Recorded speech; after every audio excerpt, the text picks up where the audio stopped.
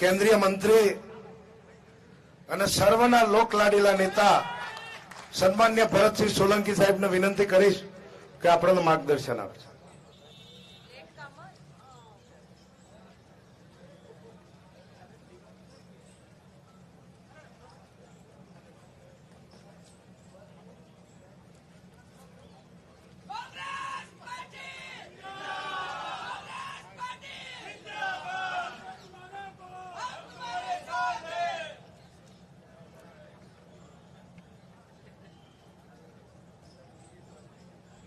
બફારો ઘણો છે,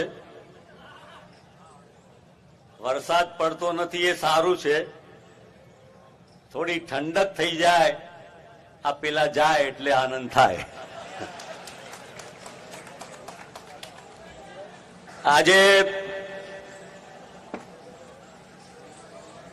વોટ અધિકાર જનસભાના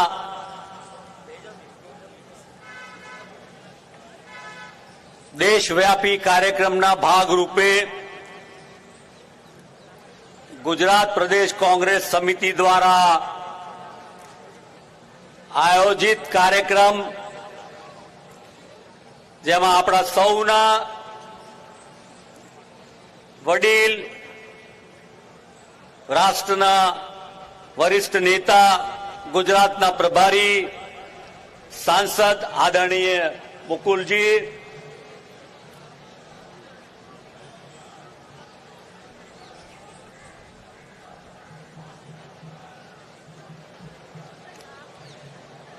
लगता है उनको आ जाने देना पड़ेगा. है हाँ, बड़े मेहमान थोड़े देर से आते हैं.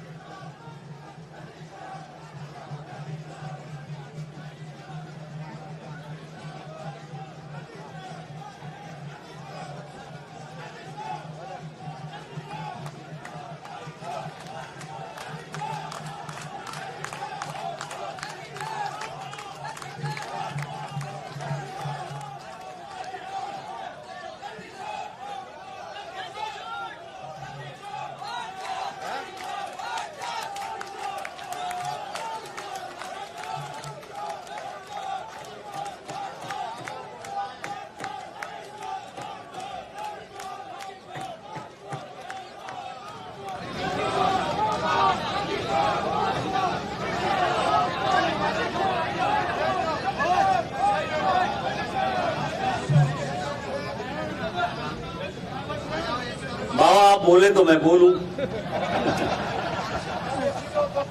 बोलो, आप बैठ जाइए, इधर आ जाइए.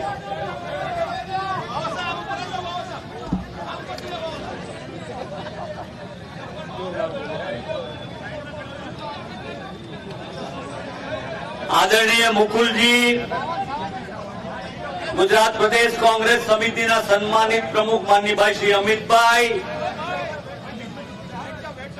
All India working committee member माननीय भाई श्री जगदीश भाई,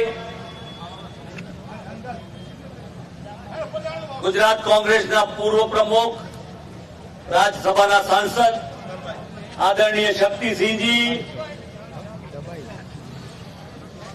माननीय लोकसभा सांसद आदरणीय ज्ञानीबेन, माननीय अमीबेन, माननीय लालजी भाई,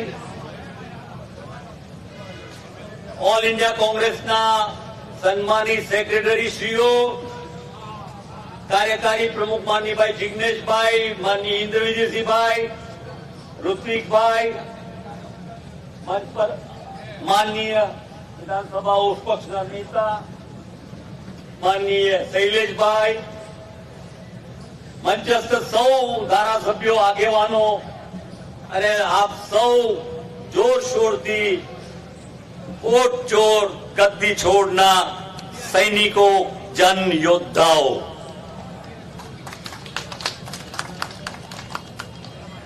આપ સૌ જાણો છો એમ કે ગુજરાતમાં ઘણું બધું ખોટું કરીને વધારે ખોટું કરવાના આશયથી દિલ્હી ગયેલા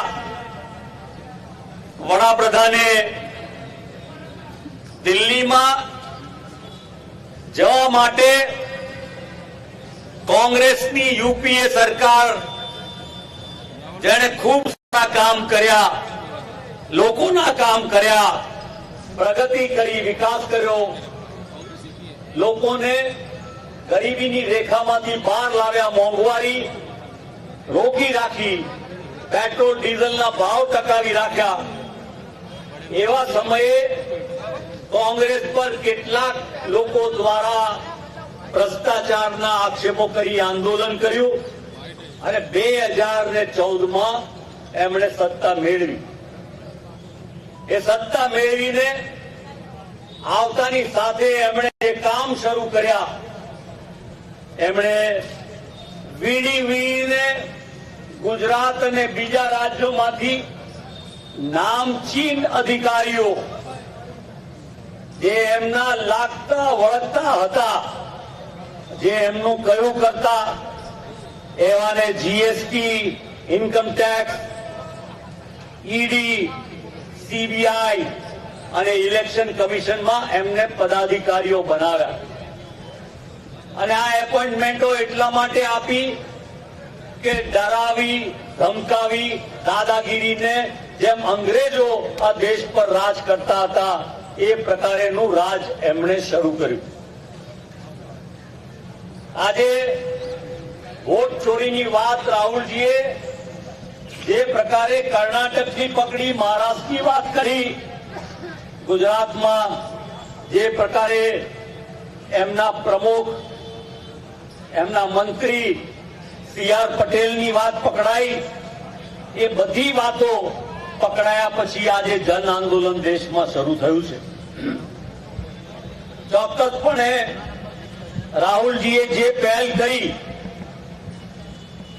કે જેમાં એમણે આ ઇલેક્શન કમિશનના અધિકારીઓને ચોખ્ખી ચેલેન્જ આપી, તમે ખોટું કર્યું છે, એ સાબિત થવાનું છે, થઈ ગયું છે, પણ તમે એમ ના યાદ રાખતા કે આ જે મોટા હોદ્દાઓ જે તમને સરકારની અને પ્રજાના પૈસાથી લહેર કરવા મળે છે, એવા હોદ્દાઓ દ્વારા તમે રિટાયર્ડ થશો તો પણ તમને કોંગ્રેસ પાર્ટીની સરકાર છોડવાની નથી.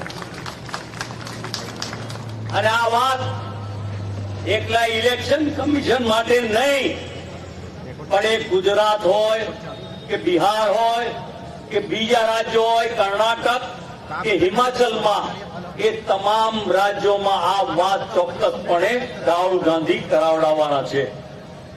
ત્યારે કહેવાનો મતલબ એ છે કે આ ભારતીય જનતા પાર્ટી, એના લોકો, એમને એમ કેવું કહેવાય કે અંગ્રેજોએ 200 વર્ષમાં